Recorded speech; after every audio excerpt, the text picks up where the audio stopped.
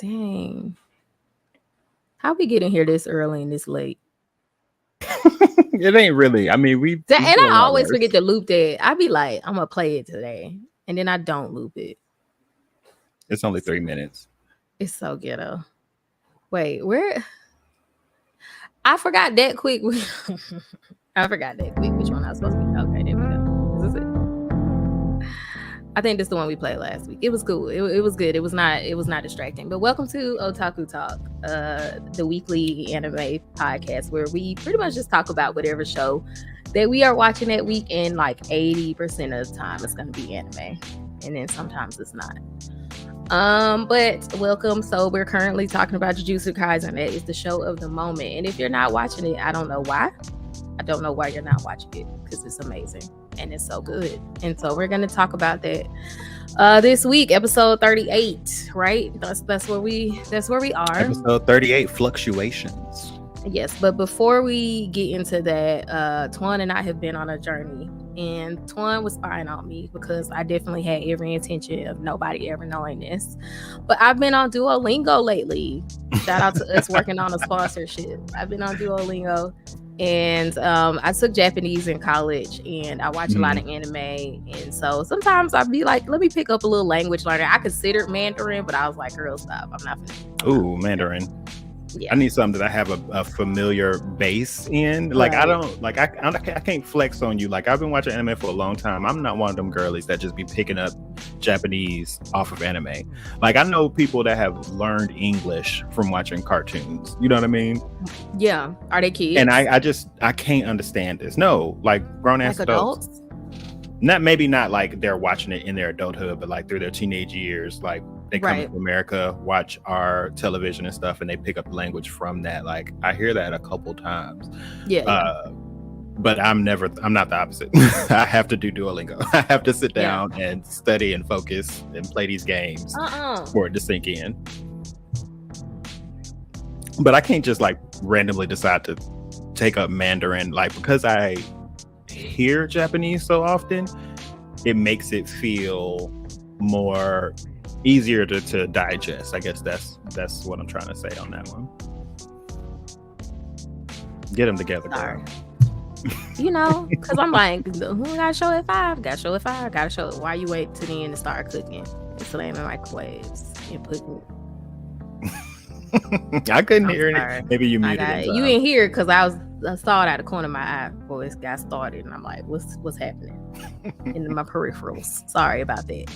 But yes, I'm sorry. I got so distracted from what you were saying. Just say it again.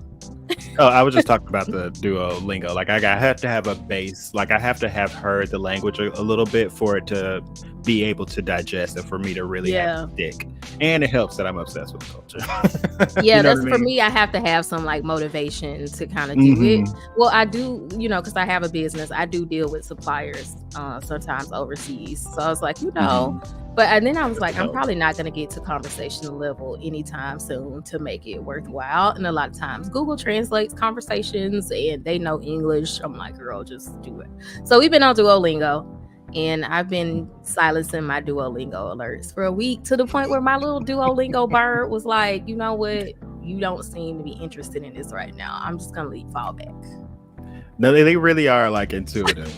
If you download the widget that goes on your homepage, it changes the image like every hour. So if you go the whole day, like it starts in the morning, like, you ready to learn? And then like halfway through the day, it'd be like, you got 3 minutes.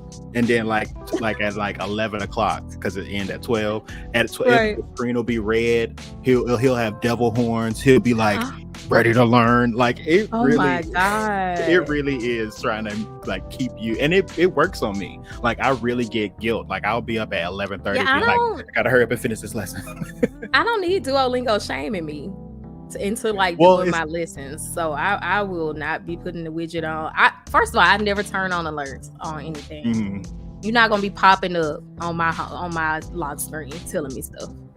I just find it obnoxious. It's not even a secretive thing. I just don't want nobody telling me nothing. So the thing that they want, all they ask of you, and it's so reasonable. It really truly is. They just want you to get on and at least do one lesson. That's all they ask. So if you do a lesson, the screen don't change. It stays on a nice little pretty little blue, like good job, or depending on how you did that day.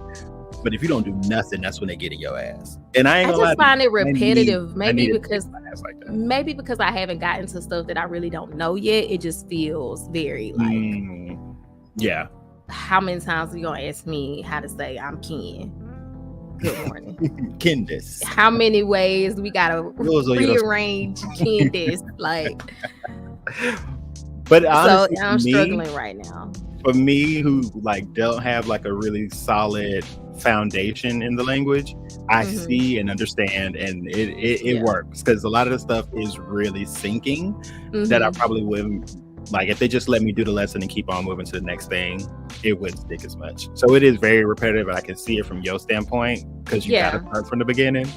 Yeah, and I don't want to skip and then be like, oh wait, so I'm trying to go through it, and if it's easy, it's fine. So it's not as mentally stimulating yet, so that also is not encouraging me to like really stay on top of it. Well, they did an update after I got 2 sections into when I used to have a microphone. Y'all just got one. Literally got one today. I did 2 lessons, and they updated the lesson plan, I guess that's what they call it. So it condensed a lot of the 2 lessons into one again. So I was back to the first one. And after I finally got past the first lesson, it had this like golden gate to where it now, in order for me to continue, I have to learn the entire kanji language. Oh. So like I am you gotta 12 letters down, or I guess kanji down. You the hiragana, like kakiku keiko. Yeah, there you go. Yeah. Okay. Yeah. I mean, that's wow. I see it. It's a lot. I gotta really pin down what I want to learn, because I'm also supposed to be learning JavaScript right now. So, all that information. Yeah, that's what I'm saying. And all of this is completely unnecessary to life, mind you. I'm also job hunting for like a part-time job in nursing. So none of these things are related. This is the ADHD thing where I'm like, I low-key feel like I have it. But it's almost like my dopamine comes from learning. So I'm constantly just learning unrelated stuff. I'm a learning hoarder. I just hoard skills that I have no intention on doing anything with.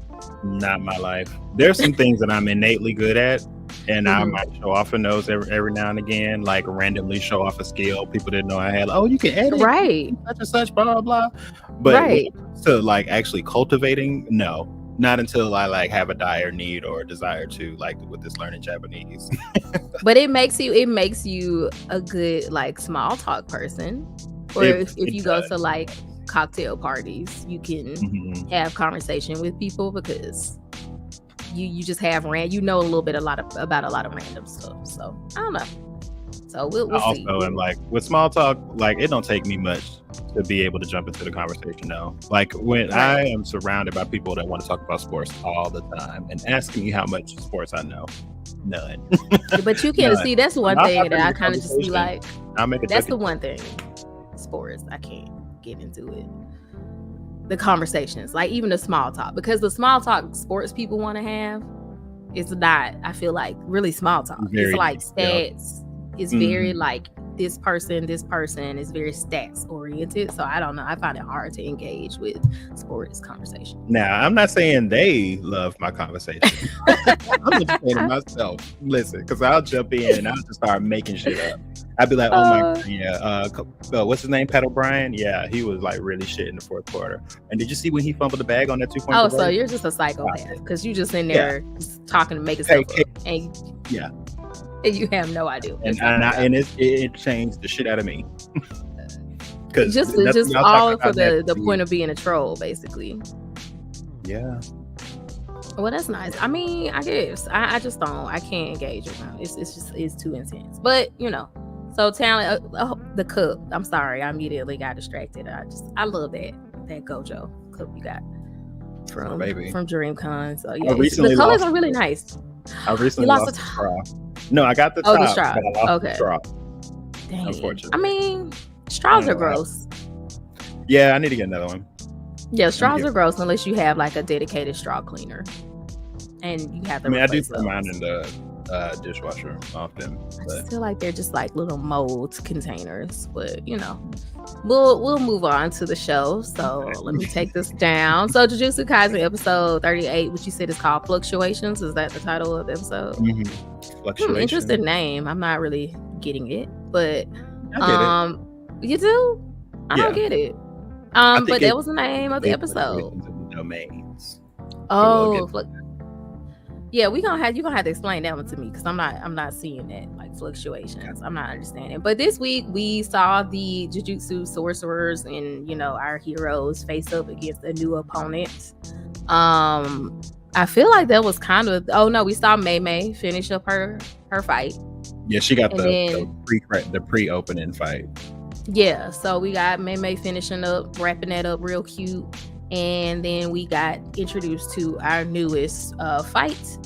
And that's kind of what the whole episode was. So we're just going to start from the beginning. Let's start with Mei Mei fighting the smallpox disease. With what's that little kid name that I always call her Nate's mama? I'm really Wee wee. Wee wee. Wee wee wee. Is that supposed to be like yes? Like in French? Is that supposed to be like French wee wee?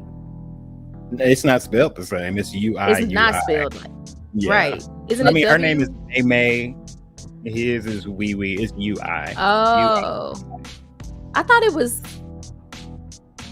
WUI. I mean, in the captions for the show, it's UI. Let me see. Okay. So I'm curious about Wee Wee. Is Wee Wee a real person? Yeah, it's UI. Yeah, is Wee Wee a real person?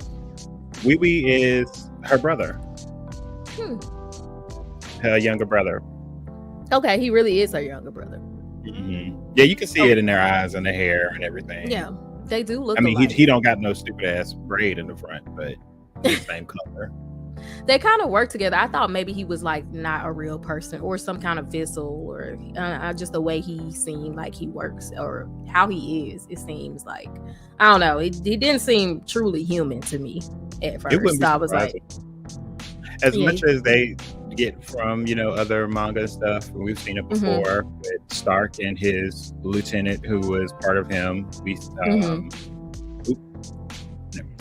I was about to give a spoiler for a show.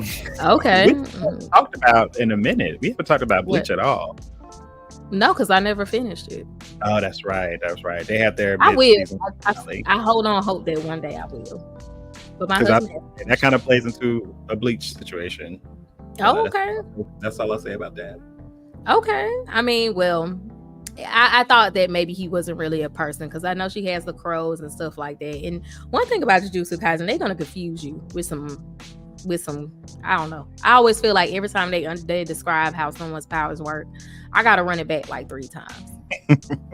Like, do you get it on the first go? Truly, like, I don't usually get it on the first go because I'm so mystified by what's going on the screen. Now with the manga, it's different because the manga, you are literally sitting there reading for comprehension.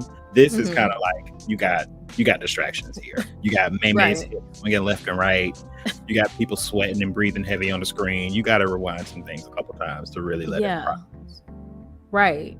So like her whole, even with his whole, the smallpox spirit power, like he sees you and then puts you in the coffin, puts the gravestone over you, and then if you don't get out in so much time, you die. Right? Basically. Was that I think the only thing is he don't have to see you. He could just sense your cursed energy. Okay, so he senses your cursed energy, and then cool. But all that stuff is like in the blink of an eye, and you got that point to get out. And Mei Mei is stupid crazy because how you get the momentum to do anything stuck like this? Right. Your ass is where your ass is. How did you like? She has to be super strong. But that's the crazy thing, which I mean, I guess I can add. I feel like I'm gonna forget it if I don't ask it now. So her and Nanami are kind of like the bottom tier as far as the teachers, as far as strength. Like I feel like they're first grade. I mean, they're all first grade, yeah. Because even who we'll talk about later, what's his name, Naobi, something like that, the head of the Zenin clan. Oh, the old man. Yeah. Yeah, he is a first grade sorcerer too. And he's Oh, the so head that's of like the clan. okay. So she's a first grade sorcerer, and I don't know if she's stronger than Nanami or not. I should have looked up the chart. There's a chart that was posted in season 1 where Right. they were talking about the power structure, and everybody had a little chibi Let me see in if I somewhere on okay. that chart. And I feel like Mei Mei was above Nanami in that. Oh, okay. Let me see if I can find a picture of it without any spoiler. Jujutsu Kaisen power level chart. Power scaling chart. Season 1. Mm-hmm. I'll just type as much as I can. Okay, I think I see it. Was it like this one? Yeah, that's exactly it. That was in the show. Well, that's just the students. Well, Megumi was on here though. No, I think it had. And then I don't see Nanami though. Oh, really? Yeah, he's not on here. Okay then. Yeah, he's not on here. I don't know. Yeah, him or Mei Mei is not on there. Let me see. I'm looking at these like random tier lists. Oh, because the teachers aren't on here. And that's very like true. The instructors are not on this one. It's just the students. But yeah, I was just like gathering from the whole situation because I mean they're not that many, but I mean it was just crazy to me because he's super strong. But clearly he was saying like, oh yeah, I think he is because he was saying to Nabarro like, cause she was like, I'll come with you, and he was like, you have to at least be my level. Like I'm the lowest you can be for the fights that we're about to walk up on. So I do feel like he's basically the weakest. He's saying like I'm just strong enough to go into these fights. You talking about who was saying this? It was saying Nanami. Oh, Nanami. Yes, you're right. I thought you were saying. Yeah, he said that about himself. He was like, you got to be at least my level. That's probably true. I could see that. Yeah. Because when you think about his actual ability, he doesn't have like Mei Mei made it a point to stress she trained herself well beyond her ability. Like she started with her physical first and then maxed out her cursed ability. Nanami don't have that same journey. He just has a really amazing curse jutsu, but also he got great physical acumen, you know what I mean? So like I would fully believe he's below Mei Mei. That's crazy. But it just with this episode with so many people fighting, I was starting to like try to get an idea of the levels of people.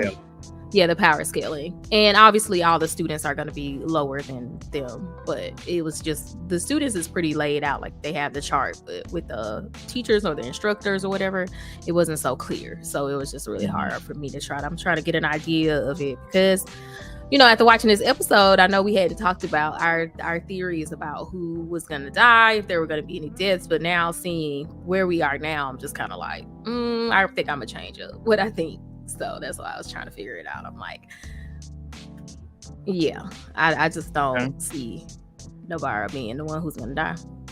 Well, when we get to the end, I want to hear this specifically, who you think we cover everything.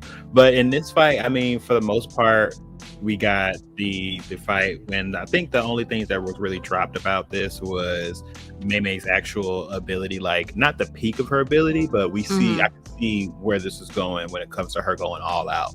Like she already has the physical part, and then her curse ability is to control crows, which we saw a little bit more dive into how it functions. Like she can pretty much break the limits of her crows to where they can just literally nobody can stop it but Gojo, which is crazy.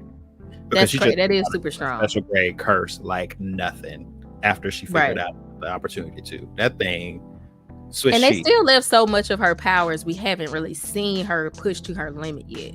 And I mean, if you watch enough anime, you know kind of how this goes. Like people are super introduced and they're, you know, you got the people who are for later arcs and they kind of are just mysterious and around. And then you get introduced to their powers and they're usually, if that's about it. And then you'll see them push to their limits later. And that's typically like the structure of, even with Nanami, like we met Nanami last season, but what we saw of him was so little that we didn't really have a full understanding of his limits, like how far he could go. And we're getting that this season. So I feel like Mei Mei is going to kind of go the same one. Hey, what's up, Yella? Appreciate the lurk. I know you don't watch the show. Appreciate you for coming by. You should, though. I don't know why you doing it. You really should, bro. I don't even, like, if you're going to watch my anime, you need to be watching this one. Yeah. So I still feel like we have a lot to be seen. Like they showed us a little bit of what Mei Mei can do and how she works with her brother, but there's still so much we haven't seen. Oh yeah, so that's pretty much we got the introduction of why he's even there. His role, because she don't really value relationships in the conventional way that we all do. Right. What you can do for me. And so his role, even as her brother, is just to disrupt domain expansions. Right. Which would have been really useful right now with this Dagon fight. Well, I think it's a nice little parallel that I didn't catch on this until the second watch. Was like this was the introduction to the concept, not really the introduction, because they've talked about tug of wars with domains, but to have both of these situations in the same episode, and I immediately already forgot that was a thing they could do during the Dagon fight or the Dogon fight. So like this whole problem of how to get out of a domain expansion is or kind how of to like counter it. How to counter it was kind of like the theme of the episode, you could say. That's what I think the title is, Fluctuations. We creates fluctuations in domain expansions, giving Mei Mei the opportunity to do her thing. And that's what Megumi did in his introduction in the fight later. He created a fluctuation to where the one punch guaranteed one hit thing was not working correctly anymore. So it's creating fluctuations in his ability. Oh yeah, he's like, okay, I see that. Okay, that makes sense, because the main expansions are so OP, and we do have to start to understand how to counter them. Because season 1, it was kind of like, you're in my domain expansion and that's it. And we saw Yuji break through and enter into one. Because they're more fragile on the outside. Yeah, but in this case, well, I guess you would have to have someone outside who can still penetrate, like even though they're more fragile on the outside. You still have to have somebody who's able to penetrate, because they're always shocked when someone does. So it seems like it's not easy to penetrate. Right? And I mean, the only people we've seen penetrate has been, besides Megumi getting in here this time, was Yuji. And that's because, I mean, he's a beast. He's a beast. And also that was Mahito's first time doing a domain expansion as well. That stands to reason it probably was also pretty weak. As far as the domain expansion goes, right? Right. I mean, we also got the tidbit that because after Mei Mei's fight wrapped up and everything, we go into the Dagon fight, and he was specifically saying, like, they're not Gojo. They can only do this. It requires so much curse energy. They can only really do it once a day. Gojo's the only one that can spam them and control them like he can. Hey, these people out here really cutting up. So I mean, the Mei Mei fight was cute. I really liked the color scheme for it. It was very, like, I don't know. It was very Halloween. It was very Mei Mei. It was very Mei Mei, very Halloween, very graveyard, very plague. It was cute. I like the icy blue with just the blues, purples. They really been putting their foot in this, like, color theory season. You know, I mean, they really putting their foot in it. I've enjoyed it, especially with the Choso fight. Now this one. And now we're moving into the vibrant palette of the domain expansion of Dagon, who we got introduced to.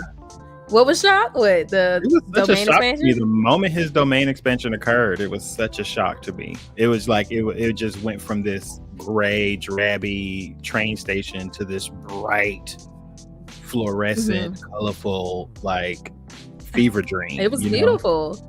Now my goofy ass would have been in the domain expansion, like, ooh, this is not.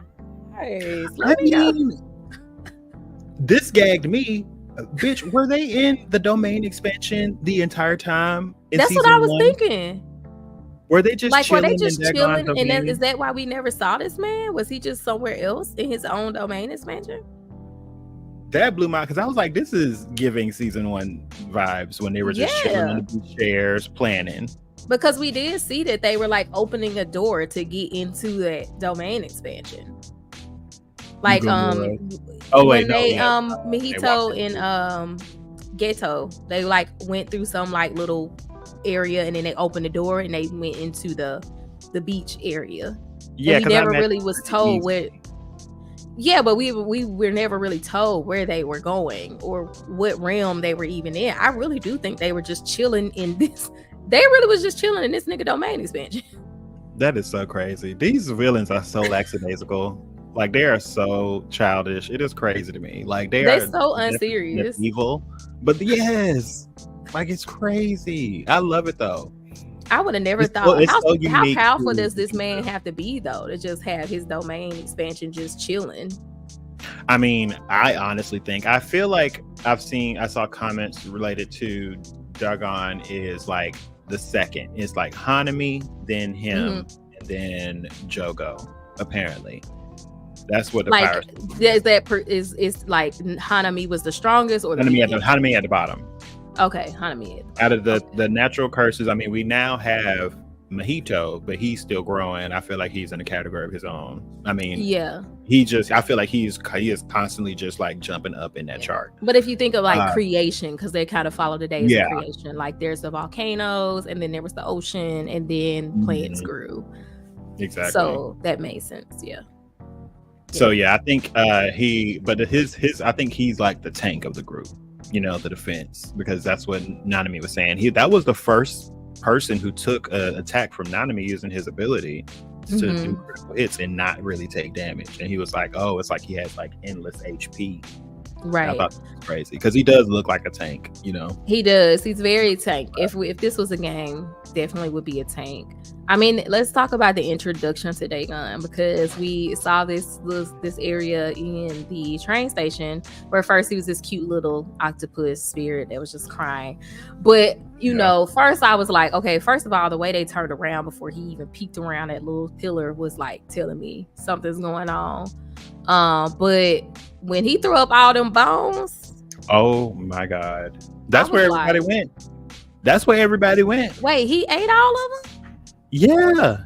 Oh yeah. I don't know if they said that in the anime. In the manga, they did. I guess it makes sense, but I just thought this is like my body count over the whole span of my existence. Like, I guess in my mind, I just kind of thought of it that way. I didn't even consider that all them people who was in the train station.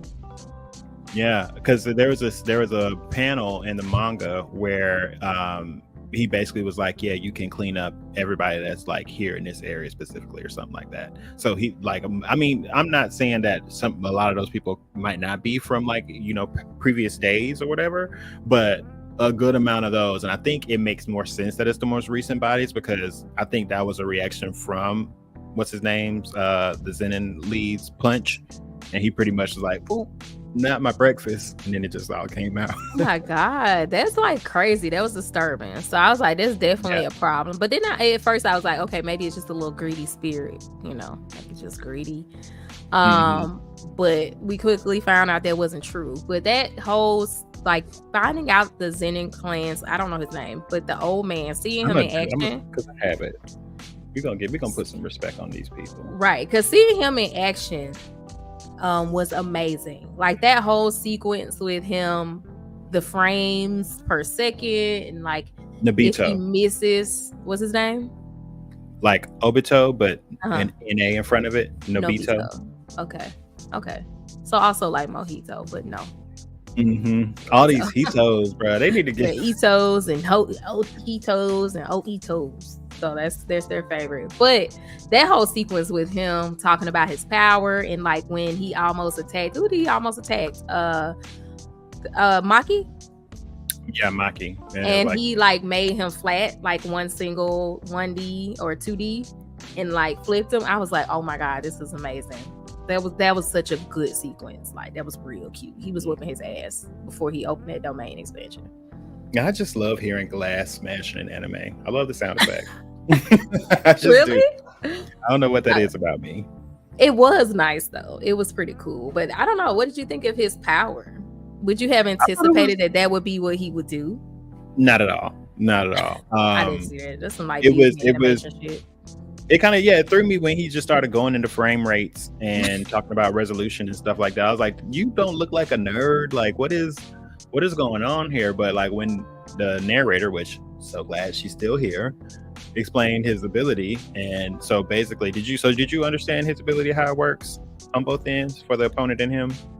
I did. Okay, I understand the part where it's like basically he breaks it down, he slows it down to frames, and like you basically have to match each frame of the animation, and if you don't match it, then you get penalized with being frozen, and then which leaves you open to an attack or being smashed.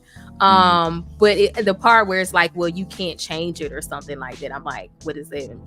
That's the Any part unexpected moves or something like that. What was that part? That was confusing. Because he basically takes a second and breaks it down into 24 frames.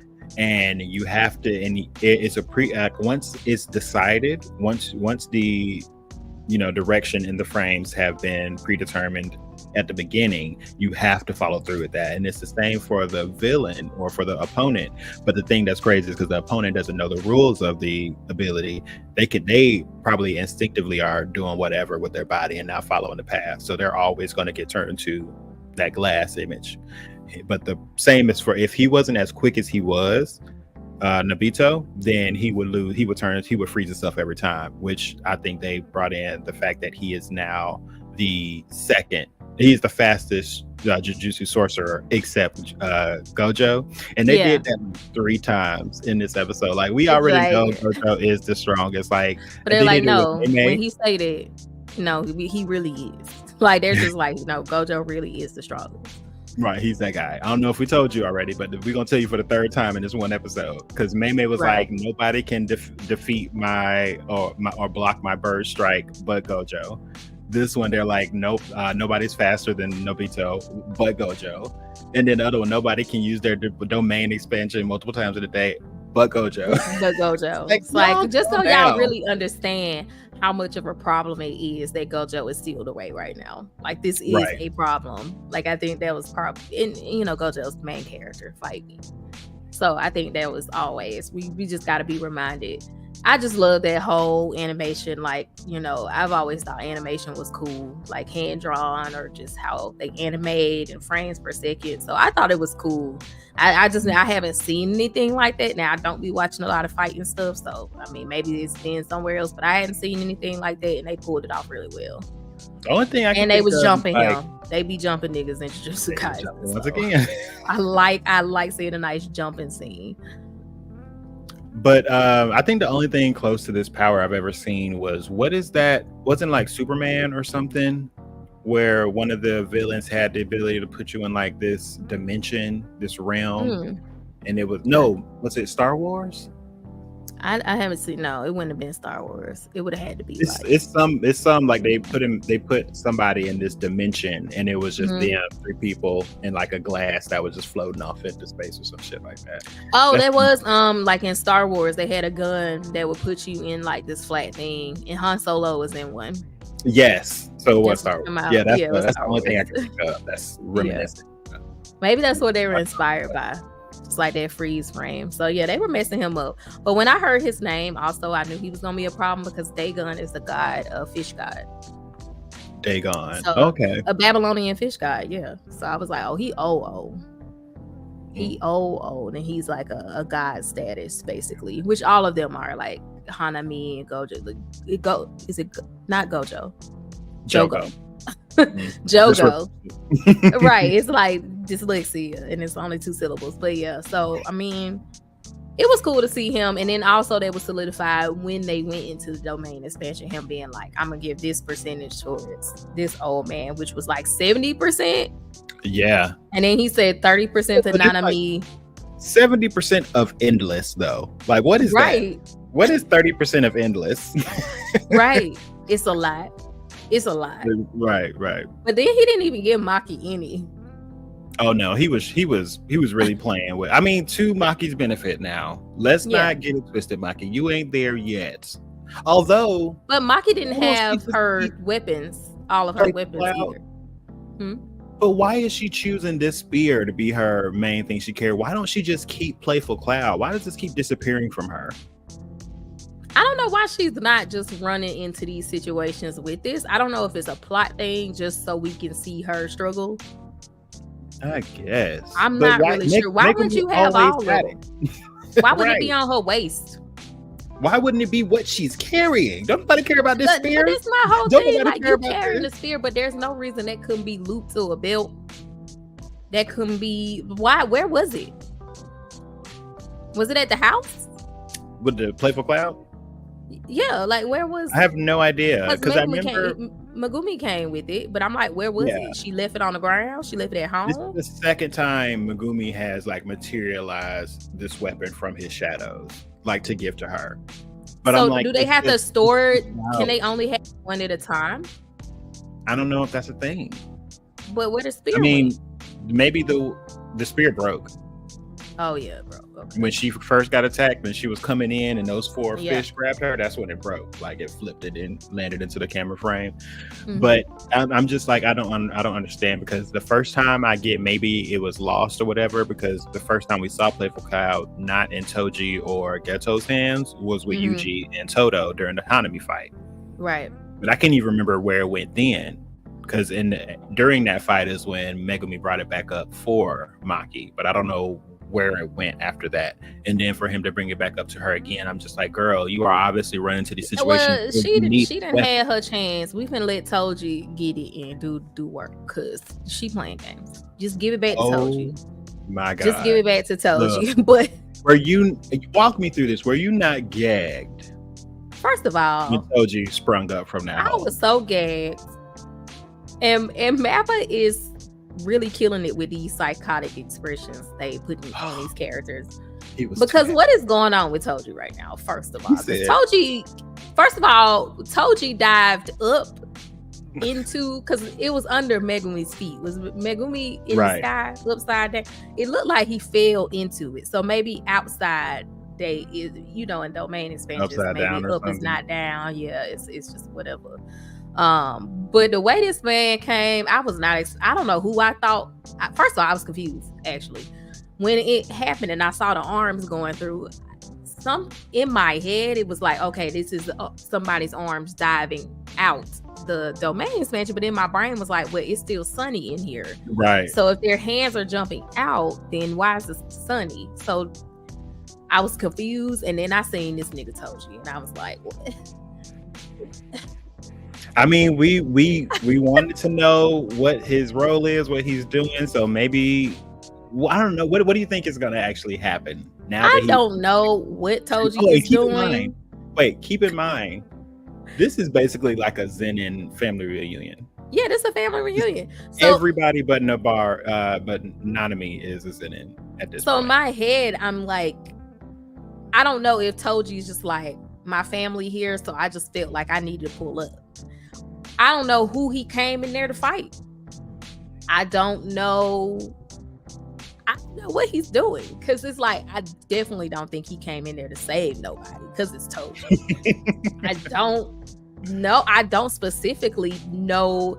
Okay, the best guess I have, because Toji ignorant, is he really showed up to fight the old man, but Dagon is gonna get in between that, and so he gonna just have to put them hands on Dagon in order to fight the nigga he came for.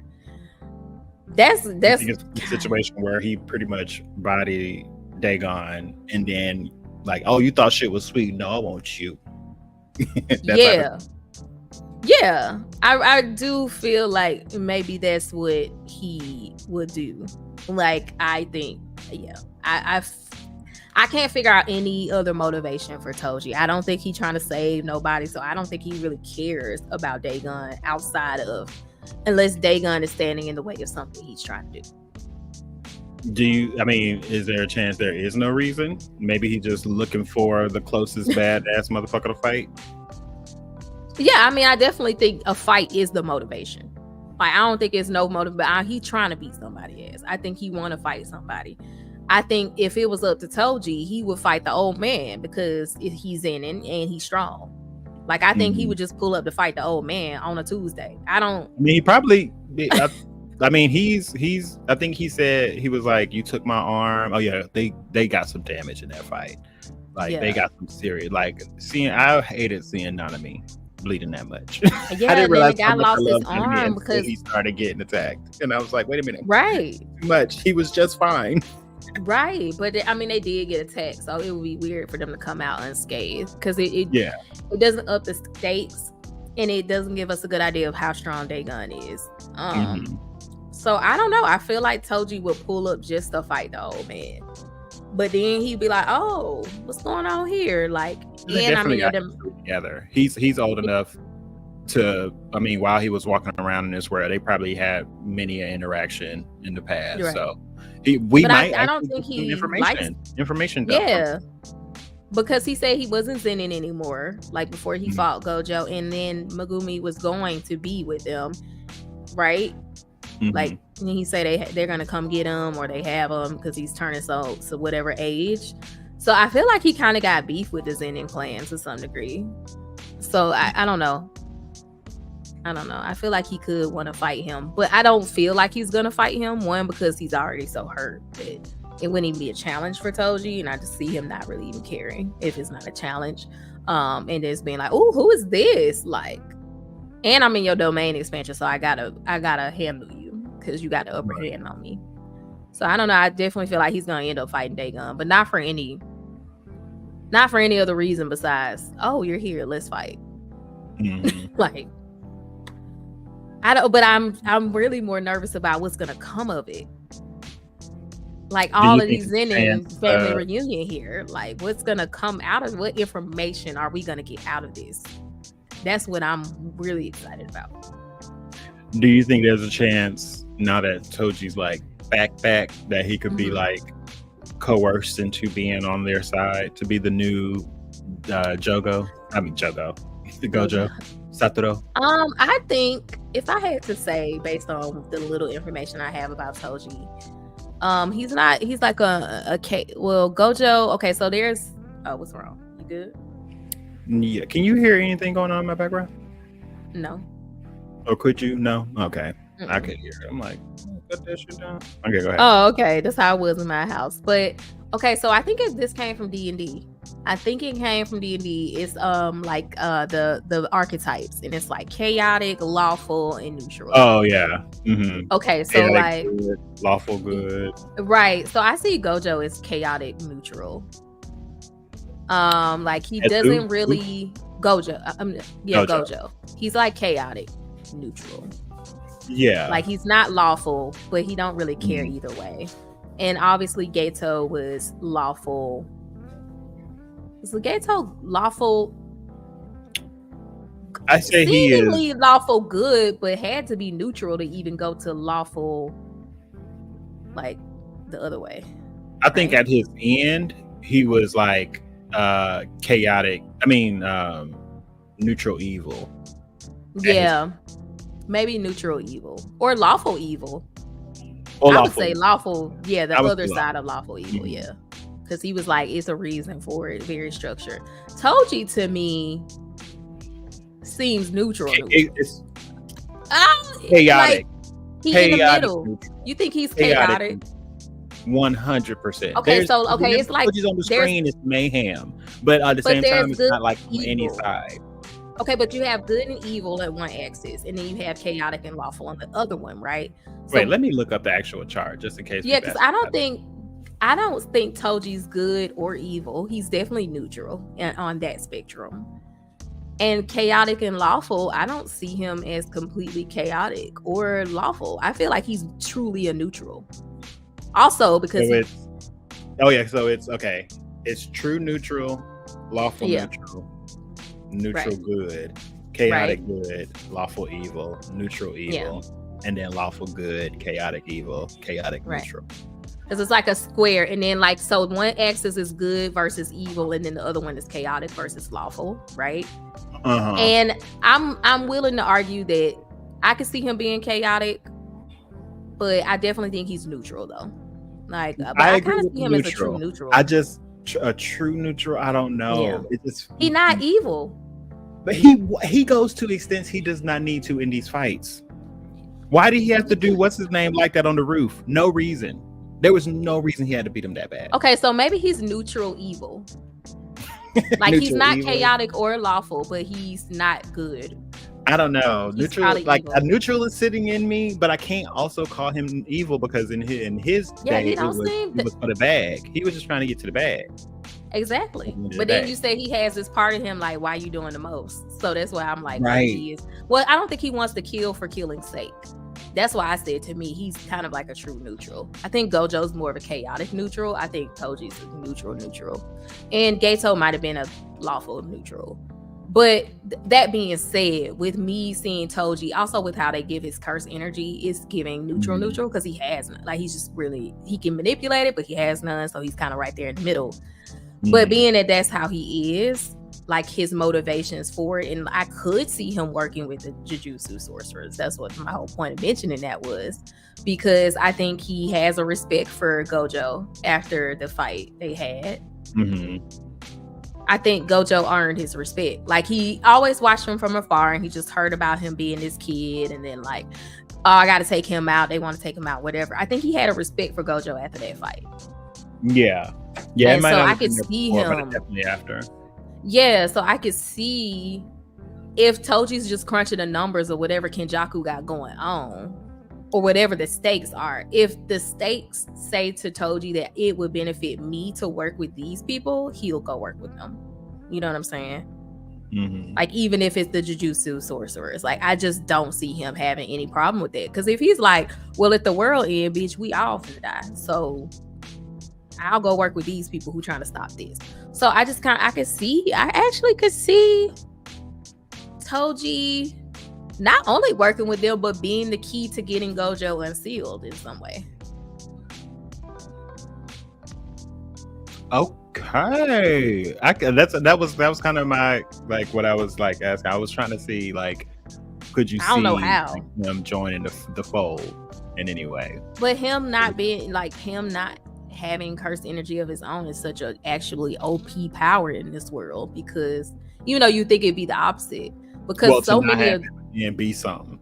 Yeah. You know what I mean? Because like, so many of these spirits just like feel, or their powers are stronger because they can sense your cursed energy. So he finna whoop Dagon ass, basically, because in this domain, like, what are they gonna do? I mean, he don't have no, you know what I'm saying? Like, a lot of what I'm hearing Dagon's domain works, or how a lot of these things work, is they sense your cursed energy, and that's how they attack you. Well, I don't think Dagon needs, I don't think his works exactly. Yeah, I mean, in his domain, he could just say, go. Yeah, exactly. Person. Yeah. I feel like he definitely probably, if the curse technique involves your cursed energy specifically, I think that is where Toji will have the upper hand. But I don't think all of their techniques kind of require that. I think it helps Toji that he has the body that he does, which is why he was able to tank that dragon attack from Geto, with no scratches. I mean, we'll not, once we get into this battle, and like, if it goes down, how you say, then we'll be able to at least test that and see what goes on with him in this battle. And I feel like regardless, we're going to get more information about Toji and does I don't say, I hope. Because I'm just like, I don't know how this fight's gonna pan out. I mean, I know you've read this fight, so I'm still concerned. Yeah, I'm like concerned about this plan, because Megumi opened the portal and he's like, y'all can get out, but I have to stay here and hold it. So now I'm just like, okay, so Toji done jumped in, and it doesn't sound like something. It's just like, I can only hold it open so long. So now we know you want to have your moment and everything, but once they clear out of here, Megumi, you dead. Like, I think he was definitely aware of that, but he was kind of having his Yuji moment, where it's like, if I have to die, then that's just what I'll do. I think that was kind of like he had resolved that. But with Toji coming through, didn't that take up the moment they had to jump out? I feel like he fully sabotaged that moment. Okay. Like, 'cause he said he can only have it open for so long.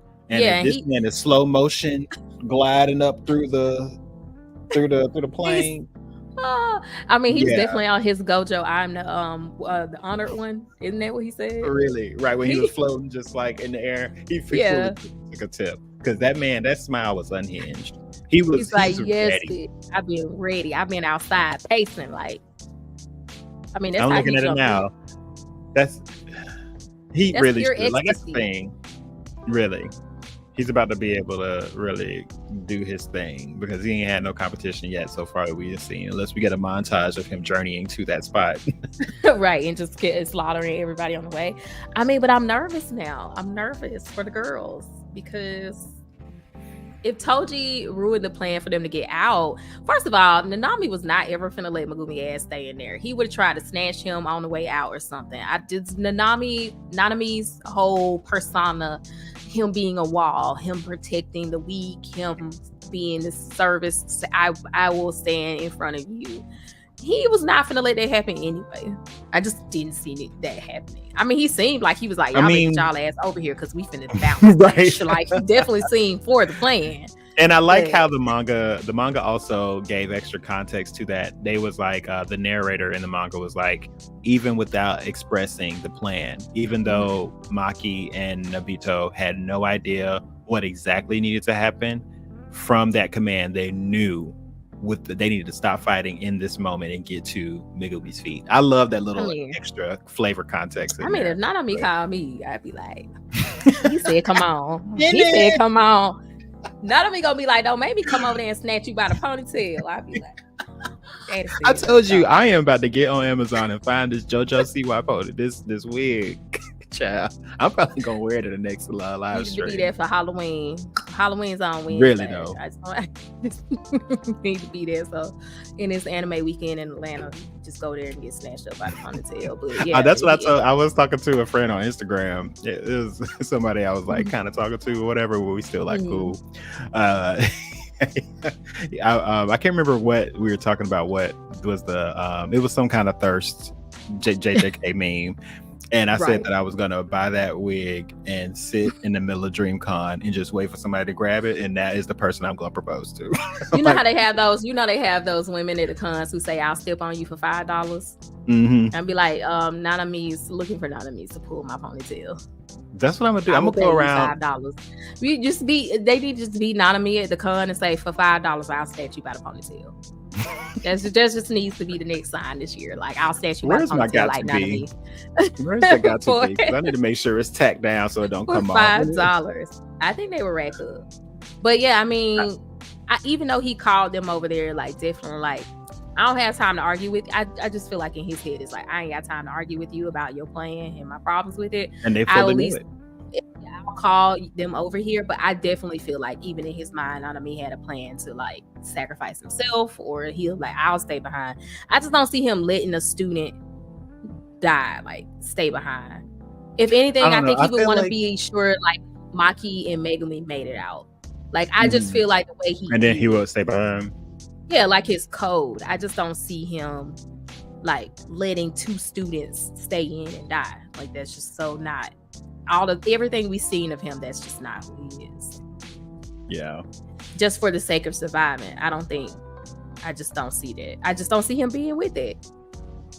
The old man is whatever. They both grown and they, I just don't see him letting Maki and Megumi stay behind. The only way I think, because I do agree with you as far as his character, 100%. I do see a world where that is the resolution for Megumi. I mean, for Nanami anyway, to let them 2 get out. Hopefully they can figure out a way on the outside to help. But I'm staying in here with Megumi. The only reason I could see him actually following through with that is if he immediately had a plan with Zenin and with whatever strength Maki got with Playful Cloud to like try to break another hole in immediately, like right as they get out. Yeah, I think either they'll have to kill Dagon, or Mei Mei may be able to come in from the outside and help, because that's where her brother ability is. So maybe, but she about to fight Kenjaku. So I mean, I also don't see that happening. But that's the only thing. She got her hands tied. That's who I think. She ain't coming nowhere. But that's who I think would be most helpful from the outside would be her. I don't see. I mean, Nanami being any more helpful outside than he is inside. Toto. I mean, we still haven't seen him at all. Yeah.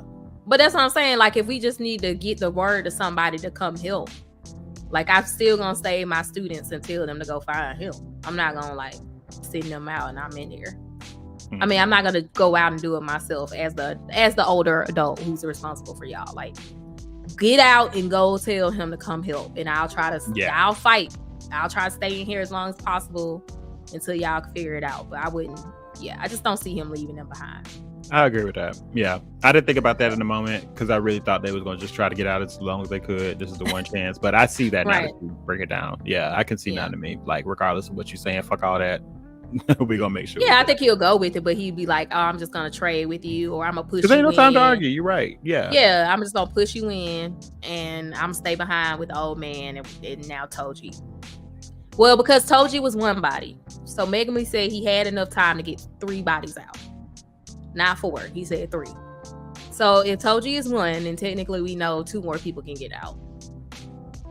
And it would just make the most if they're sense not it would be fucking shell shocked. If he don't come in and do a fucking spinning bear to kick and slap everybody out the way. I totally see Toji doing that, like just doing the whole. I mean, he came in upside down. He already in a position. He is so foolish. He is so unserious. He get on my nerves. But I mean, so I don't know. But just sticking with it, I do think Maki and Megumi would be pushed out. Because I just feel like they're just like, you want to be a hero so bad, get out. And I mean, we still gotta have this moment where Itadori is just crying when he comes from conscious, being unconscious. Oh, girl, what if like he? I mean, I'm gonna say it. I just think Nanami's gonna die, and probably the old man too. I think those 2 gonna die. Oh, that was where you say you were switching up your guesses. Yeah, because I just don't see how would it be anybody else at this moment. I still not convinced it's gonna be Mei Mei. One, I don't think Kenjaku really just gonna be fighting her to the death. So like if Kenjaku was like, I'm about to die, Kenjaku would just get the hell on.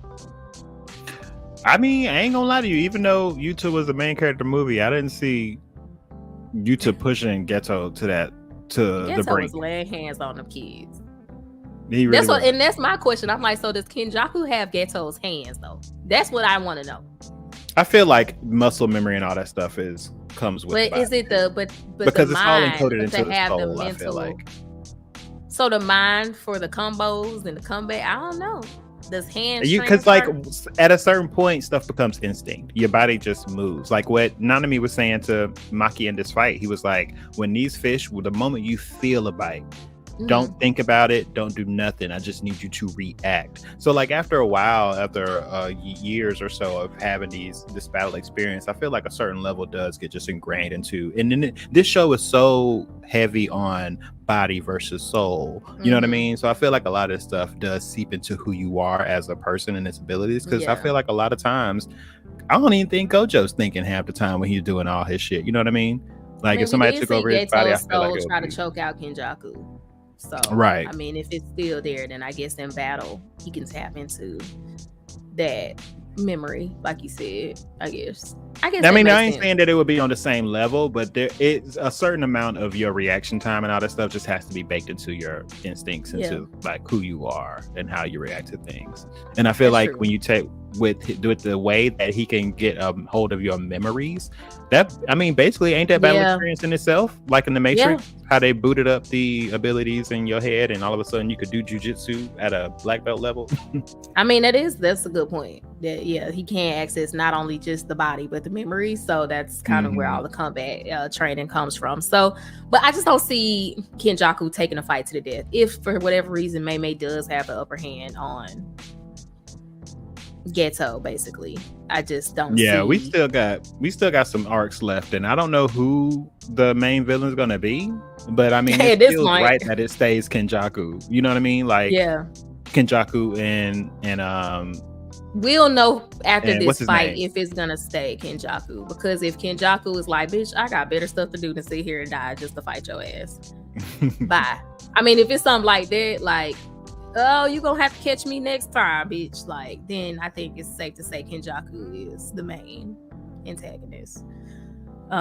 We still don't know how Sukuna fits in, but I do think that was his name. I was trying to think of his name so bad. Sukuna and Kenjaku, I feel like are going to be the main villains.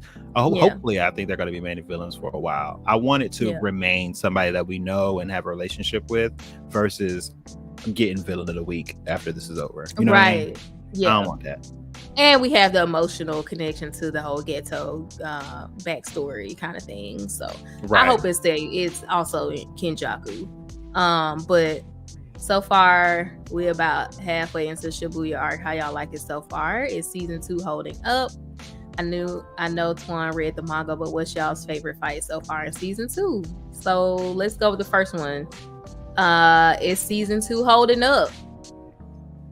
I think yes, but I am slowly walking back my feelings of like, because okay, this episode was kind of aha moment for me as far as my preference in animation.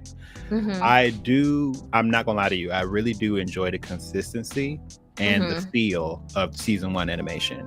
It felt more consistently edgy, dark, you know what I mean? Like it felt more consistently that seinen level or whatever. This season they've definitely, and I enjoy it for different reasons, they have been playing around with animation style in these different portions of this season.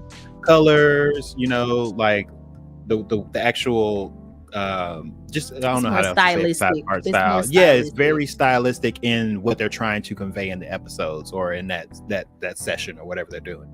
That wasn't the case with season 1. Season 1 stayed so consistent with the way they did their animation the whole time, and it brought me into this world. Now I feel like I'm more like pulling references every second of the day with these new episodes, and it's not bad. It's just different for me. I think that's the first thing I texted you before you saw the episode. I was like, when did this turn into Gurren Lagann out of nowhere? Like the moment Nanami showed up, I feel like the moment Nanami showed up with his hair down after he defended Megumi, in that switch, everything just felt like that animation style to me for a second. Like really, Gurren Lagann, kill. Not like, I don't want to say the word sloppy, but it was definitely looser on the lines. It wasn't as clean, defined.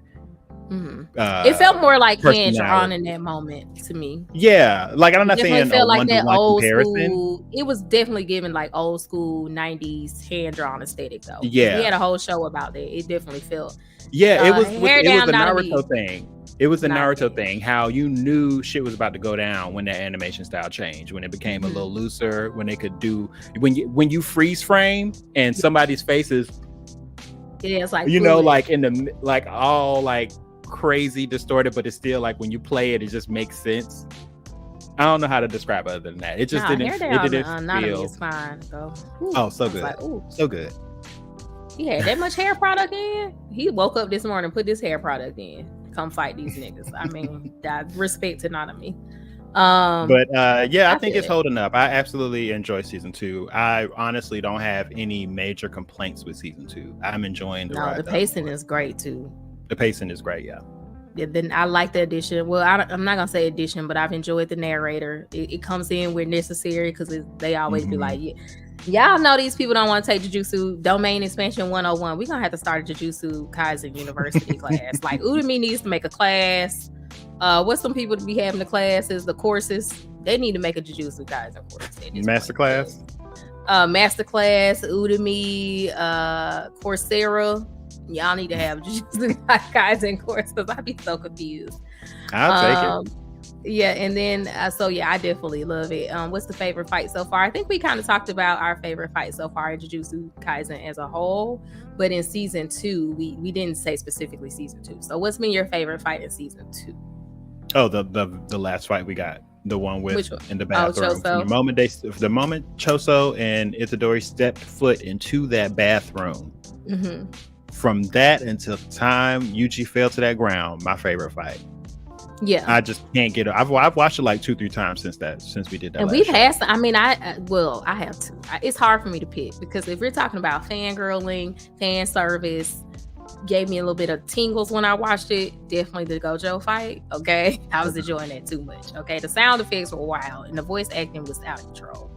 In English, so I enjoyed that for different reasons. But if we're just talking about like, ooh, I really was on the edge of my seat, right? Like, this is where you're weak, huh? You're like that's great. This is cinema, okay? That's cinema. But no, like the Choso versus Yuji fight had me on the edge of my seat. Like I really felt like it was toe to toe. Like a lot of these fights, even with the Gojo fight, it was the power level was so crazy. It was like this is really a fight. So Yeah, truly. it didn't really feel like the same, but yeah, that one definitely for me. Those are my But favorites where there's obvious stakes. Like Gojo yeah, showing off is a different beast. Like him versus right. Miguel was not really a fight. It was an exhibition It was a for sparring Gojo. match. Yeah. Like Toto and Itadori versus Hanami, stakes. Right. Mahito versus Nanami and Ichigo. Yuji, stakes. I'll never Okay, say. the bathroom fight, stakes. Yeah. That's the thing. When I feel like there's something very real to lose in this moment, that being Yeah. your life, I love those fights. Yeah. Push And I think ass to the they've limits. done a good balance of I don't feel like I know how fights are gonna pan out when I'm watching Jujutsu Kaisen. Yeah. Even if I'm like Itadori's not gonna die for real. He already died once, so I mean, but I definitely feel like they found a good balance of shit twice now. Right. This has to be counted because this man he's whole. Yeah. He got holes everywhere. His shoulder blade is hanging on by a thread. So I mean, they definitely have made it so that I don't get that. Like, when I watch Demon Slayer, at the end of the day, there's some part of me that's like, Tanjiro gonna be fine.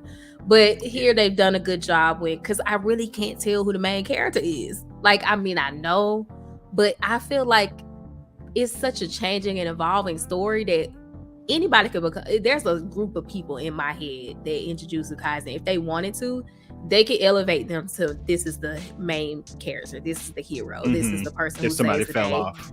Yeah, and it absolutely doesn't have to be Itadori. Like, they've done such a good job that I really don't feel like I know who gonna make it at the end of the day. That's how I know I am in a season of, like, if I'm watching an anime and I can have that same concept play out to where if anybody fell off, there's somebody else that could take the mantle as lead character. And on top of that, like when you have such an ensemble cast, like most of these anime do, a lot of them fall short of me giving a fuck about anybody but outside the person I'm one or two. to. Sometimes not even that. Sometimes it just be the side character that I'm just like, if they died, I'm kind of done. You know what I mean? Yeah. But this one is just everybody is I'm so interested in Maki's journey. I'm so interested in where Megumi's going. I'm so interested, even Yuji, seeing where he ends up, what his backstory, what his relation is to these cursed spirits. I'm investing in all these people, Choso and his brothers, like even the villains. Like I love Hanami. You know what? Shout out to my hero, because a lot of people, I've been peeping y'all bitches in these out here in these anime streets, talking about how my hero ain't really like that anime or shouldn't be like in the big three or whatever. Like, my hero, that writing, bitch, they did a whole season. And this is what I want to see. When you can do a whole season and leave the heroes out of it, that villain arc was so good, so in depth. I never thought I'd be hearing about what's his name, the dude with the hands, his backstory, and be like, I get it. You know what I mean? Like, writing, okay, good writing. When you can make the main character disappear for a whole season and we still be just as entranced when he come back. Right. Yeah. I mean, I don't know why people. Well, there's always gonna be people who want to hate on what's popular. So I mean, that it is what it is. But how many episodes? Because we're halfway through. I'm just like, what is? I hope we're halfway through. I hope we're halfway through. I want to be halfway through at this moment because I want just as much as what I've gotten to come. Yeah, because I mean, it's not looking good. It's not looking good. Just as a decades long viewer of anime, it's not looking good for a few people. Just watching the themes and the patterns of how things play out, I'm like, I don't think Nanami is gonna make it. So now what? I think they're slowly gonna pick off the instructors or whatever. Wait, so you think this is gonna be Nanami's last battle? I don't think Nanami's gonna make it. The way they're writing it, there's just too many, like, as far as writing and like themes and like how you tell a story and how a story evolves and how you foreshadow. There's just too many things saying, because I know when we started the season, it's like, okay, we were talking about Itadori crying like for real. And we were like, who get that reaction out of? We had this whole conversation, so we started talking about did. If it was Gojo, and I think I said it had Nabara, to be, right? Yeah, because I was like, it would be Megumi or Nabara. Now, Megumi, the situation we in right now, it could still be him that is the one who doesn't make it. But the only reason I'm saying I don't think it's gonna be him because of Toji showing. That's the only reason I'm striking Megumi out, because I just feel like we talked about Toji's neutral, like true neutral, but just that whole moment, we have to get payoff from him telling Gojo, my kid is here. You know, like when he died, right before he died the first time, and he was like, his last words were basically about him. I feel like we have to get some payoff for that. So I don't feel it's gonna pay off in some way, and so that's gonna kind of lower the odds that Megumi's gonna be the one to die if Toji's here in the picture for me. That leads me to another question for you then. So do you had two guesses of who's gonna pass, or just one with Nanami? Did you have either? I had well, when we first started, I think we said Nabara, because she ain't really doing nothing, but we already seen her and she ain't showed up, so she's gone now. So the only people who I feel Itadori crying like that over right now is Megumi or Nanami. Okay, so this you can answer for either or both, however you feel, but like, what would you want to see to make you feel good about one of them characters leaving? Like, how would you want them to go out that would give you, like, you know what? Okay. Yeah. Like, how would you want to see that pan out? How would I want to? I mean, that would make you feel okay with it. I feel like that. Well, ultimately, that's kind of was steering my decision, because the only person I could see that could get a good wrap up of a character, like if you're gonna kill a hero or a protagonist, you have to have like a good wrap up of that character so that we can move on and know that we've seen everything from them and they serve their role. Or you get to the point in the story where you're like, they've gone as far as they can go. There's nothing else to be discovered with this character. And I feel like I can feel that way about Nanami. You know what I mean? There's nothing else here. Is it that his, like, that last episode was a good little, like, you feel like that would be a good send off? Like, as far as moments? It's just more so in the sense of like his capabilities, his abilities, the power scaling versus who he's surrounded with. Like, I just don't see because we really haven't seen a crazy elevation of his ability besides. But I don't think they're upset. But that's what I'm saying. I don't think that I think we'll see it. That's what I mean. I feel like we could definitely see that in his final fight. And then we would know the full capacity of Nanami. I think we could get him going out with a bang. But as far as if you're talking about as a storyteller, there's nowhere else I really need to see him go. Like, once I see the full scale of his powers, I don't think Nanami's gonna bust out with a domain expansion. Like, he's not a sorcerer, right? Like, he's not, you know what I'm saying? I just don't see how he's gonna scale up to the villains we're going. That's valid. But Megumi obviously has a lot of potential that's untapped, and Sukuna's very interested in him. So I'm still thinking about that Megumi that we saw in season 1 when he was like doing his domain expansion. This man had that crazy Sukuna looking face on, and he was bleeding from the nose and stuff. I'm like, where's that Megumi?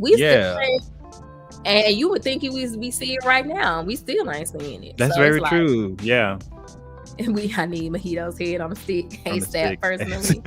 Yeah, so that's what I'm saying. Like we're not gonna get that payoff for a while, I would imagine. Keep in mind though, I know I am reading manga, but like I said earlier, I'm still not past the Shibuya incident arc. I'm nowhere near. Take a little break. Had to take a little breather. Right. I thought I was done when something big happened, but oh no, I was not. You was done. You had to take a little breather. I'm scared, but I that's the only hero I could feel comfortable with. And then, man, I haven't seen enough of him to know. And he kind of got that backstory with Maki talking about the head of the clan and how he's an asshole. So I mean, I wouldn't feel no type of way. Yeah, there's still plenty of Zenin left for her to have a story. I wouldn't care too much if and I don't think Itadori would be crying like that if that man died. Hell no. Not after, especially with the way they outcast Maki and like literally make her feel like, yeah, no, absolutely not. So yeah, it's gotta be one of the two. I mean, Gojo Seal is not Nabara. I mean, she ain't in danger right now. Unless they just I think it has to be Megumi, Nanami.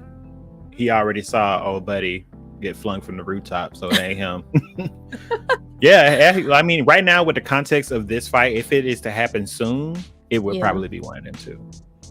I mean, I don't see if it would just, if seeing the power level of Dagon, it would just be weird to me that everybody would make it out. I mean, even making it out injured, you know what I'm saying, would be like, yeah, they all gonna make it. A bunch of people gonna make it out injured, but if they all made it out alive, that would just like totally negate how strong this man is supposed to be. For me, it would negate how strong Dagon's supposed to be. I'm gonna need somebody to die. But to Hood Magic's point, I agree with you. I do like Mahito in the sense of like, I like Mahito. I like the lightness of his villainy. Like it gets really fucked up. It gets really dark, but at the same time, when he comes through the train, Choco. Yeah, like Mahito's chaotic evil, character. Like literally chaotic evil. Definitely, and I'm here for it. Mm-hmm. I'm here for it. I love chaotic evil. Is Kenjaku chaotic evil? Yeah. I mean, he's over here playing shogi calm as hell, blowing bubbles, talking about killing everybody. I feel like that's what is would that be? No, it's maybe it's some lawful form of evil. Okay, maybe no. Geto was lawful evil. And on top of that, I was talking to this about my friend at work. We were kind of piggybacking off of our last conversation about that Kamo evil sorcerer from 50 years ago. Right. I am kind of really putting my foot down on, I really feel like Kenjaku is that sorcerer. Yeah. I really feel like that in my spirit. Like we were talking about it and we was like going back and forth about it a little bit more, and he was making points, some of them that I cannot remember right now, but it just everything just felt right. I was like, I really feel like this is that sorcerer. Yeah, because you got to be a certain type of evil and sick to just be like, yeah, I'm make sure my brain just keep going. Right. I just can't let shit go in one lifetime. Right. He has to be. So I'm kind of like, I'm using that to fuel my idea of Yuji being some way related to, because also when I was rewatching that fight back, I saw their blood swirl together. It was Choso and Yuji's blood, and for some reason the camera like focused on that moment where their blood was colliding, going down the drain together. So I was like, this is foreshadowing in some way. It has to be foreshadowing. Yeah, I didn't pay attention to when their blood. And how did you know it was one person's blood or the other? Because one hue was really darker and the other one was really lighter. And we saw the way that Choso was manipulating his blood. It had this real fluorescent color to it. All of this, so it was like dingy. Chainsaw Man, come back. I'm fusing all the main characters from those scenes. Isidori is just all them. Ichigo, all of them. Dingy. All of them. But yeah, I meant to say his dingy blood. His dingy. His dark ass blood. Which but it was something about their blood meeting or something like that. I don't know. Yeah. And that just plays into the dream, that the memories that never existed. Like he was sitting there with the other brothers feeding them pasta. Like that means something. And I think the blood swirling image was followed by Sukuna having that little image of him, his silhouette, like piquing interest. It happened after that. I'm gonna see. I'm telling you, I'm on to something.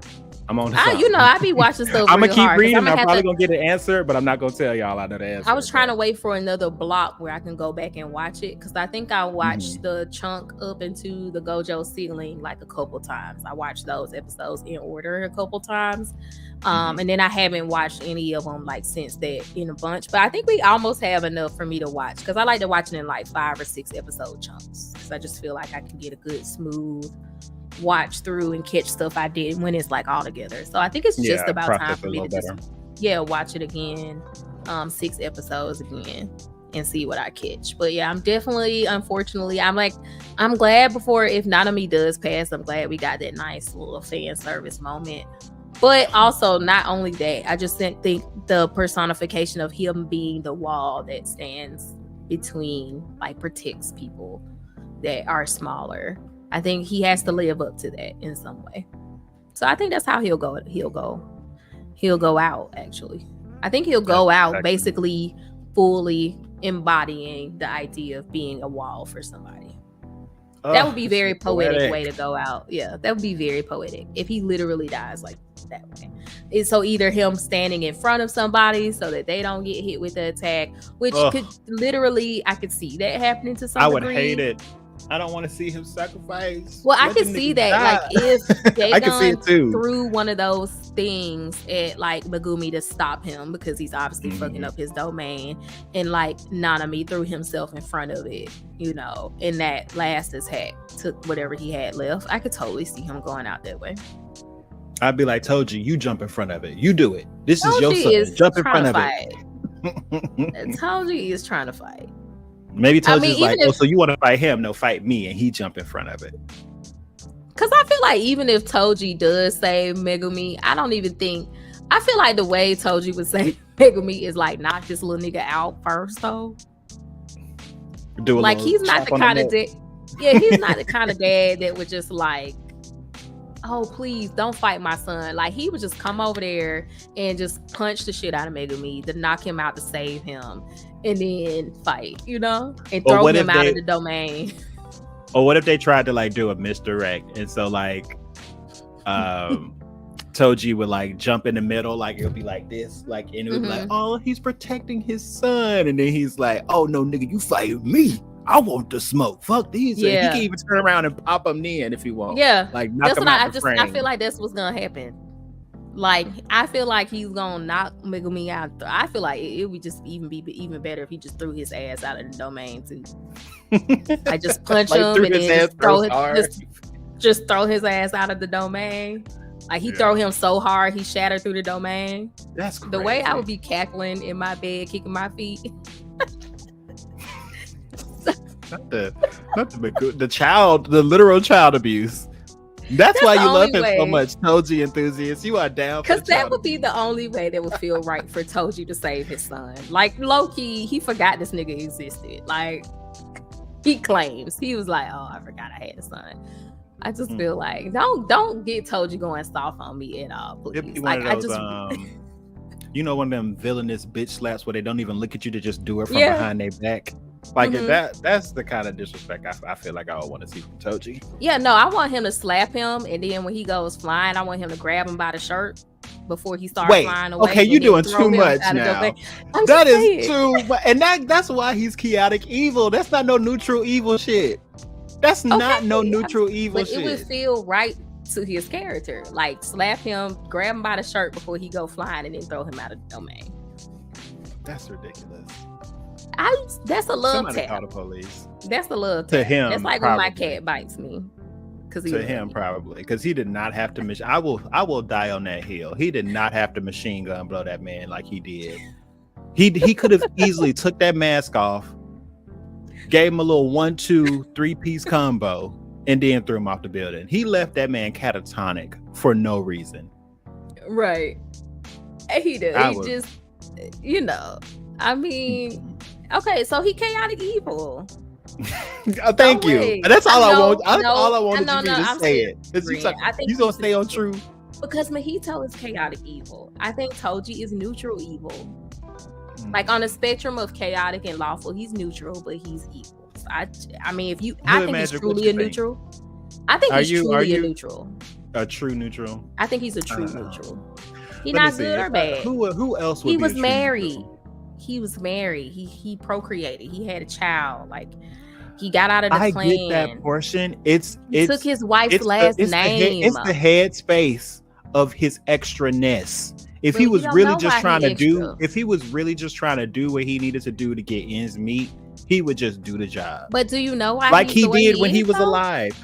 You know what? No, let me leave that alone. But why is Toji the way he is, though? Because you're discounting his whole life and looking at how he acts now. But that's what I was about to point out, because I'm like, he wasn't like he was when he came back in that fight, like he was in any other fight when we saw in Hidden Inventory. In Hidden Inventory, he was kind of how you're saying, true neutral, where he just did what he needed to do to get the job done. He finished off Gojo because it was necessary. He went and then he killed the girl. He was gonna leave at that point. Yeah, he was paid. He was paid Yeah. to do that. So that is a stark difference than him being summoned and coming back, and then just Well, you gotta kill the old lady though.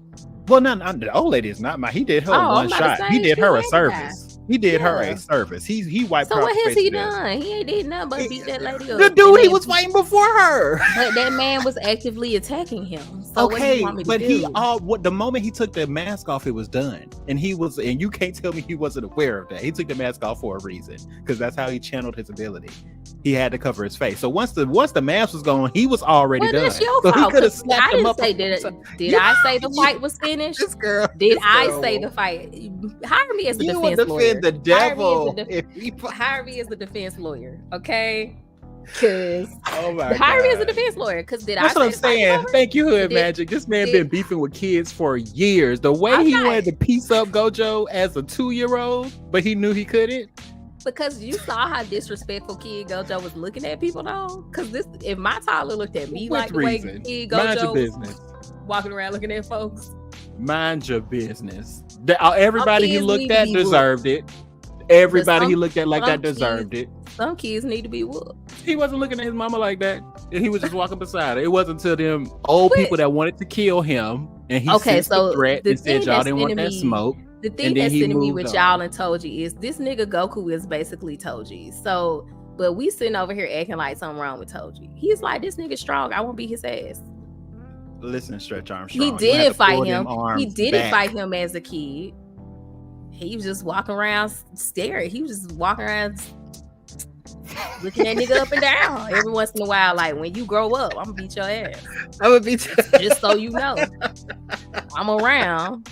And when that's the only reason he trained my Jew. He was like, I'm gonna beat your ass in the future, so let's go and get this training in.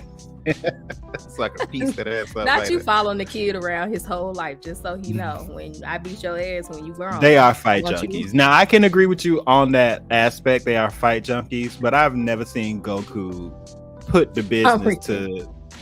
I ain't never seen Goku put the business to somebody innocent like Toji has done. Who was innocent? Oh my God, the man with the mask. Why you keep erasing him? I got a problem with this. I really got a problem with erased him because we never seen this nigga before now, first of all. But we got introduced. We saw his little relationship with Nanami. First of all, if you show up to my house with a ski mask on, I might shoot you. Does that make me evil? He ain't had nobody. If he was trying to protect you. How was he trying to protect me? You fight me. And my grandma.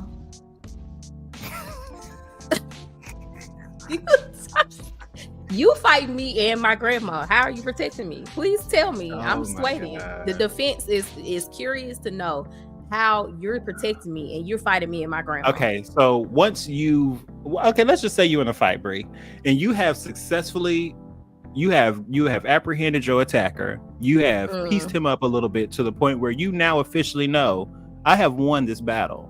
Do you continue to blow his head away? Intention from me?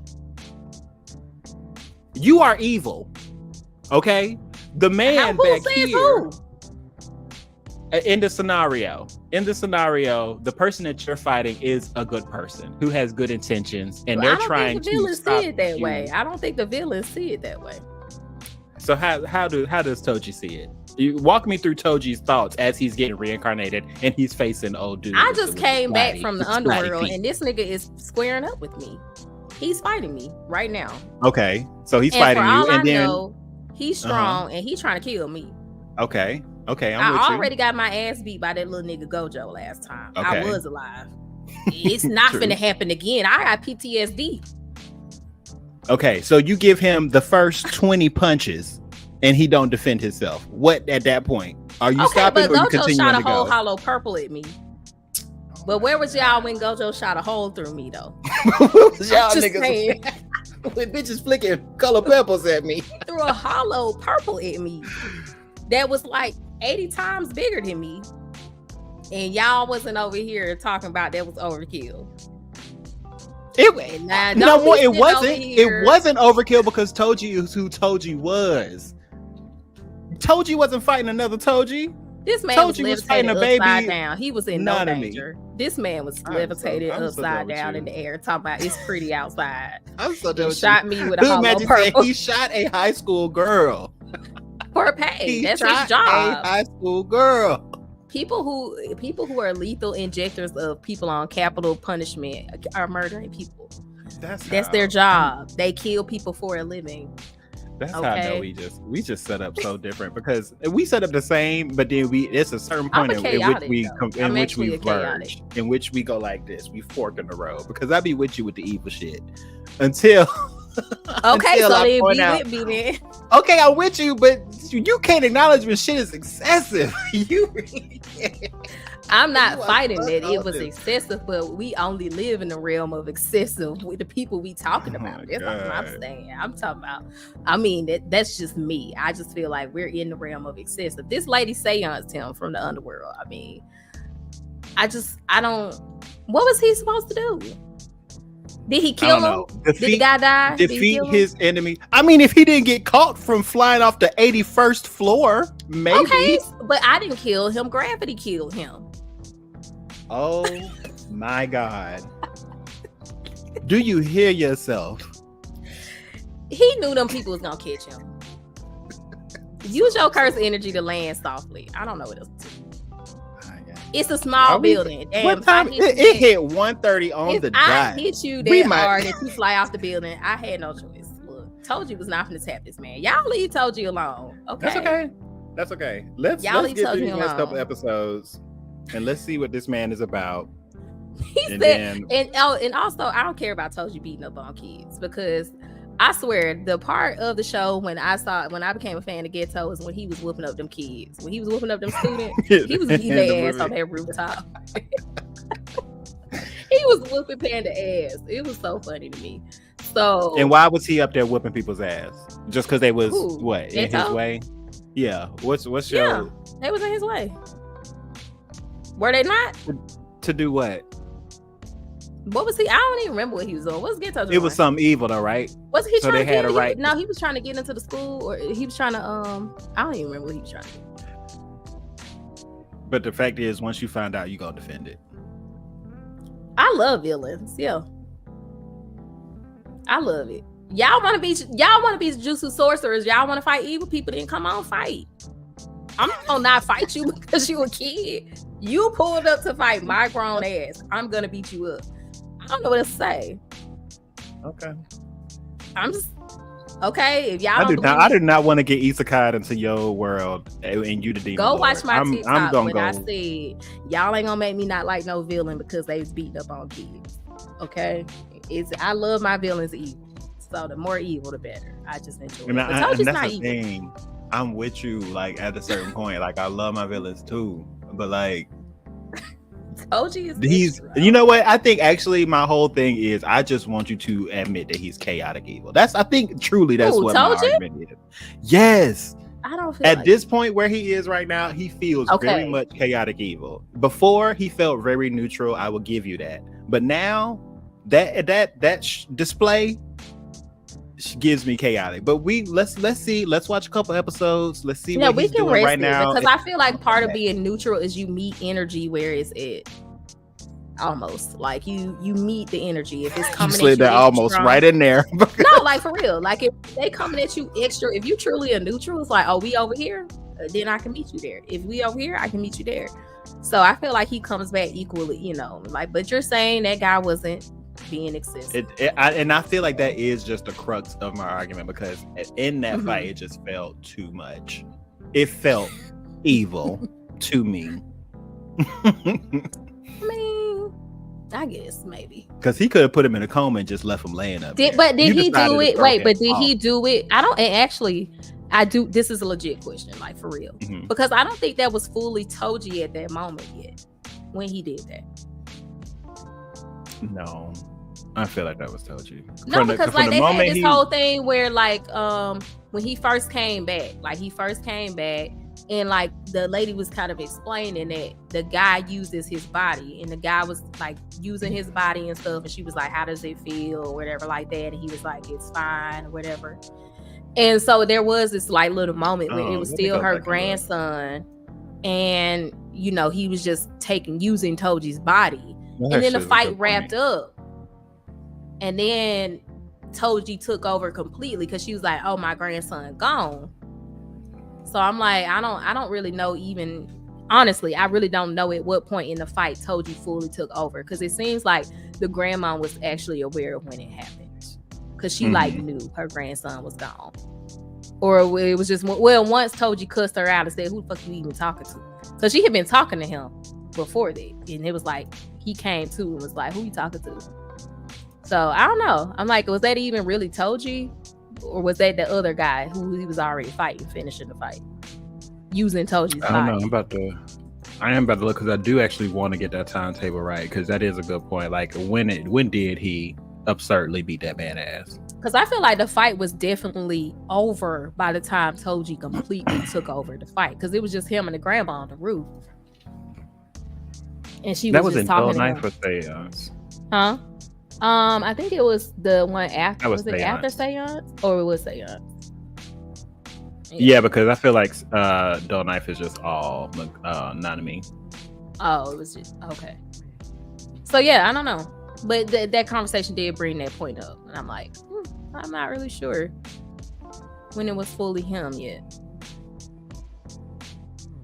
Ooh, this pacing. They really be sliding this stuff into these scenes. What? Like little stuff that we don't Like, I mean, when you scroll through the 22-minute time thing, it'd be so much happening. Okay, so I think Toji, like, there was a brief moment where his face was like half melted, not melted. When he was just coming back, right? When he first came back. Now this feels like Toji, girl. No, but I'm just saying, like, at some point, I think it was melted, like he had just started doing it, right? Yeah, and that was at one point he was fully formed, and he was like, she was asking him how the body felt. Like, he wasn't. And melting that was right? after the fight. Yeah. When she had that conversation with him. Yeah. And he wiped her off the face of the earth. That was after the fight. Yeah. But she kind of peeked. Well, like, yeah. So I think the assumption was her grandson was still in there until after that. Because then Toji was like, "Who are you talking to?" That's the thing. There's no clear indication of when. There's no clear indication of when is actually he took over all the way. I think the moment old boy looked him up and down and sensed his aura and was like, "This is somebody I know not to play with." I feel like he was fully complete at that point, because he was like staring him down, smirking and shit. Or is it just because he? Or is it just because he might have known who Toji? Well, maybe he didn't know who Toji was, or I don't know if he knew who Toji was. So I mean, I don't know, but I'm gonna go back and see. Because it does. I mean, motorcycles. Oh, that's motorcycles. I thought somebody was doing landscaping. I was like, at this time of the evening. But it's kind of like 3 of them. That being said, we gonna wrap up here because we try to keep it at 1 hour and 30 minutes. But it's Jujutsu Kaisen always has good conversations, so I'll be interested to see what happens next week and see what was right. And I'm going to read the manga after the Shibuya arc finishes, though, because I'm like, I might as well finish it. So I'm definitely still intending to do that. But we'll be back next week, hopefully, as long as nothing pops up, We'll be back next week to talk about the latest episode 39. And my toddler just walked up and needed something. So I'm gonna see y'all next time. Don't forget to keep it cute. Bye.